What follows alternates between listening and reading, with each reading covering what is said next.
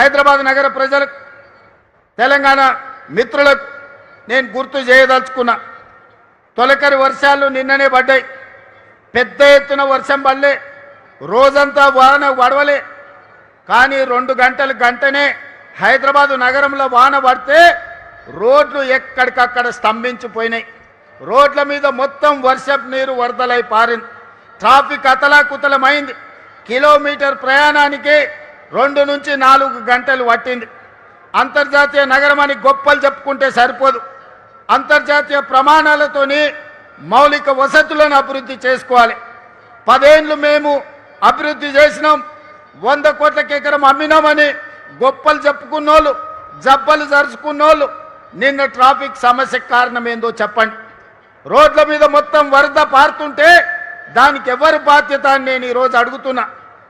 పోయిన దుర్మార్గులు చెరువులు, నాలాలు, కుంటలను కబ్జా చేసుకొని, పబ్లిక్ పార్కులను ఆక్రమించుకొని, ప్రభుత్వ భూములను చెరబట్టి ఈనాడు అక్రమ నిర్మాణాలు చేపట్టబట్టే ఇవాళ చెరువులలో ఉండాల్సిన నీళ్లు, కుంటలకి వెళ్లాల్సిన నీళ్లు, నాలాలో ప్రవహించాల్సిన నీళ్లు, వర్షపు నీళ్లు మొత్తం రోడ్ల మీద ప్రవాహమైంది.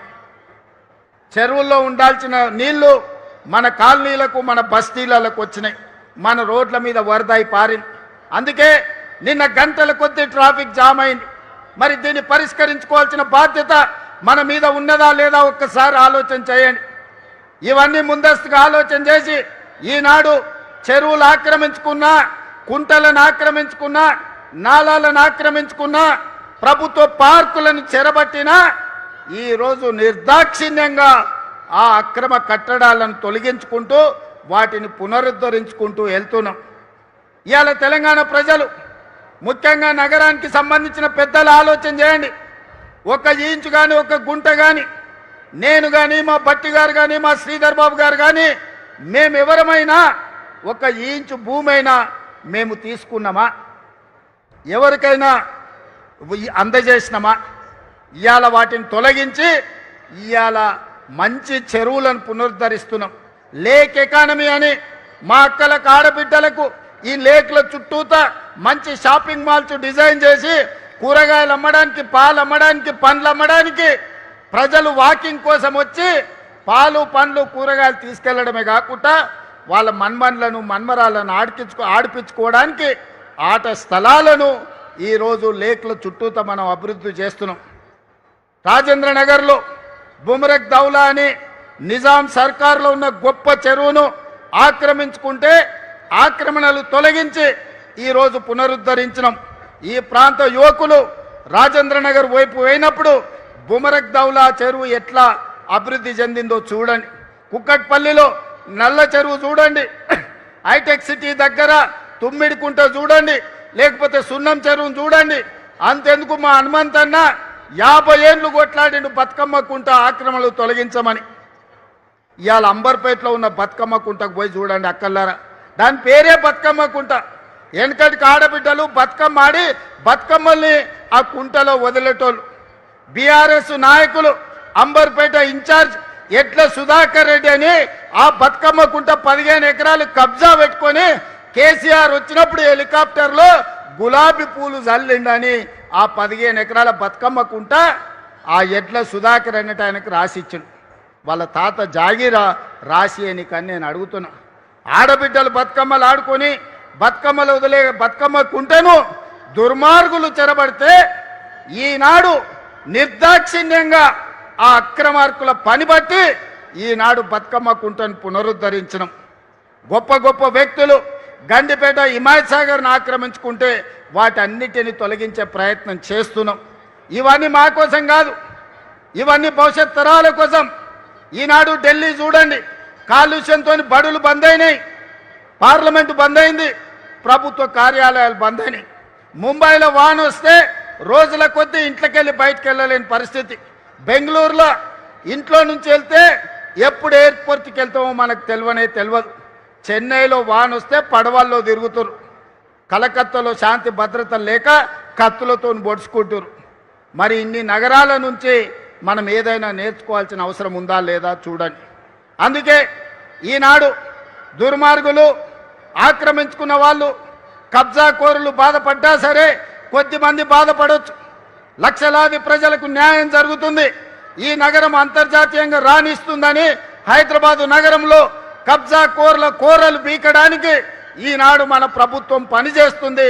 భవిష్యత్తులో ఇంకా బలంగా వ్యవహరిస్తుంది. దుర్మార్గులను తోకగత్తిరిస్తుంది. వాళ్ళ వెనకాల ఉన్నోళ్ళని కూడా వాళ్ళ పని పడతామని చెప్పి ఈనాడు ఈ వేదిక మీద నుంచి నేను చెప్పదలుచుకున్నా.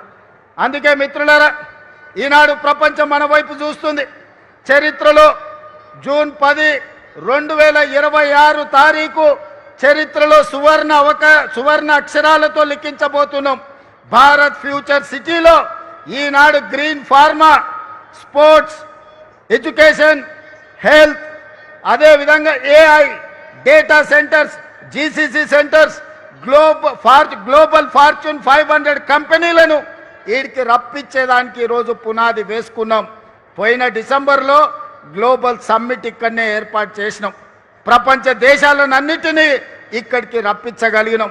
మళ్ళీ డిసెంబర్లో గ్లోబల్ సమ్మిట్ను మా శ్రీధర్ బాబు గారి నేతృత్వంలో అద్భుతంగా నిర్వహించి ఇక్కడికి ప్రపంచ దేశాలను రప్పించడమే కాదు, వాళ్ళ పెట్టుబడులను ఆకర్షించి మన స్కిల్స్ యూనివర్సిటీలో మన ATCలలో చదువుకున్న వాళ్ళకు లక్షలాది మందికి ఉద్యోగ ఉపాధి అవకాశాలు కల్పిస్తాం. అందుకే మిత్రులారా, ఈనాడు మీరందరూ KLR గారి నేతృత్వంలో ఫ్యూచర్ సిటీ డెవలప్మెంట్ అథారిటీలో మీ గ్రామాలను కలపాలని మీరు ముందుకు వచ్చిండ్రు. మీరు తీర్మానాలు చేసిండ్రు.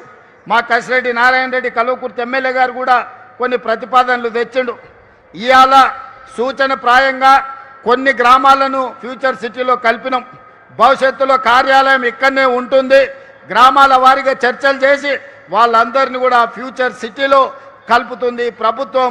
ఈ ఫ్యూచర్ సిటీని దేశానికే కాదు ప్రపంచానికే ఒక గొప్ప నగరంగా రాణిస్తుందనడంలో ఎవరికి ఎలాంటి అనుమానాలు లేవు. అడ్డుపట్టునోళ్ళు అడ్డం పడ్డోళ్లను అడ్డంగా తొక్కుకుంటూ పోతారు. ఈ ప్రాంత రైతాంగం, ఈ ప్రాంత ప్రజలు ఈ నగరాన్ని వాళ్ళే కాపాడుకుంటారు. ఈ నగరాన్ని వాళ్ళే నిర్మించుకుంటారు. ఈ నగరాన్ని ప్రపంచానికి అంకితం చేసే యువత ఈ ప్రాంతంలో ఉన్నారు. వాళ్ళ మీద నాకు సంపూర్ణమైన విశ్వాసం ఉన్నది. ఈ నగరం భవిష్యత్తుకు ఒక దిక్సూచి. ఖచ్చితంగా ఈ నగరం విరాజిల్లుతుంది.